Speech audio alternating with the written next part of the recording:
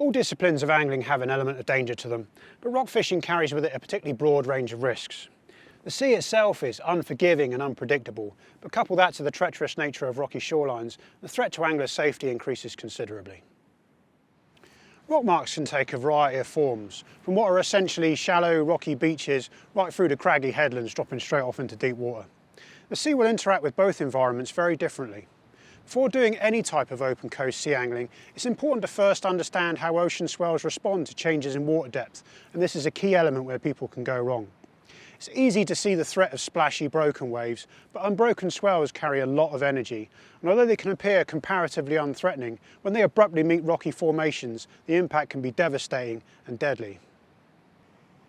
If, for example, you come from an area where large swells are not the norm, you should take extra care fishing somewhere more exposed to the open ocean. When there is a swell running, it's always a good idea to watch the sea from a vantage point for a good while before going down to your fishing mark. Make sure you're aware of the state of tide and how much the tide is due to rise and fall during your planned session. For a great understanding of tides, check out our previous video on the subject, which I'll link in the description for you. Checking the weather and swell forecast is absolutely essential before going rock fishing. An important point is to check more than just one source for both elements. Don't just rely on one forecast, as for some venues even a slight chance of rain should be enough to make you steer well clear. Understanding how the size and direction of the swell and the wave period affects your area is something that will come with experience. It's always better to err on the side of caution even when you know your marks well. Footwear can make a huge difference to how stable you are on the rocks. For all dry surface rock environments, shoes or boots fitted with studs are a huge help. Studded footwear can also make a big difference on wet rocks too, although it's important to consider these on a case-by-case basis, as I'll explain shortly. Boots offer superior ankle support and generally feel more stable, but shoes are often preferable in the warmer, drier months. Whatever type of footwear you choose, make sure if you are fitting aftermarket studs yourself, the sole is robust enough to house the studs properly.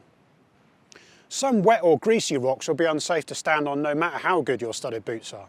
Smooth surface types are especially treacherous, and any rocks covered in a film of green algae are guaranteed to be ice rink slippery. You should avoid slick rocks as much as possible, but if you absolutely have to cross over them, it can be better to actually take your shoes off and proceed in just your socks. This is also a useful trick if you are caught in the rain and you have to make a quick escape up a tricky cliff face.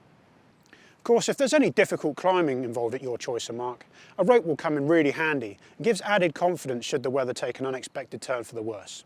It's always a good idea to carry a rope when visiting any rock mark like this for the first time, just in case. Another important aspect to consider is how you intend to land any sizable fish that you should catch, particularly if you're fishing into darkness. Ideally, you should work all this out before starting to fish, scoping out a suitable landing spot and going through a dry run in daylight. If you leave this element to chance, then losing the fish could be the least of your problems. It's strongly advised to fish in groups of at least 2 when targeting larger species. This enables you to work as a team, keep each other safe, and gives you the best possible chance of getting any of your catches ashore. Always remember it is the responsibility of the angler on the rod to watch the sea and look out for waves while the angler doing the landing is close to the water's edge. Always ensure that any landing equipment you use, such as nets and gaffs, have handles that are long enough and sturdy enough to do the job at the venue you're fishing. For some rock marks, a very long multi-section handle might be needed to keep a safe distance from the water. For others, a drop net might be a better choice. If you are new to rock angling, it's a really good idea to buddy up with a more experienced angler who can show you the ropes when it comes to landing fish at more challenging venues. As well as suitable footwear, make sure that you're wearing appropriate clothing for rock fishing. You want clothes that restrict your movement as little as possible while keeping you at a comfortable temperature for the time of year. If you plan to spend any time out in the rocks, you should definitely consider investing in a life jacket. This could make all the difference to your chances if the worst were to happen and you did end up in the water. Modern auto-inflate life jackets are light and comfortable and don't interfere with your fishing to any great degree. If you're fishing on your own at a remote rock mark, your mobile phone is your only link to the rest of civilization and your only means of getting help quickly if you were to get into any trouble.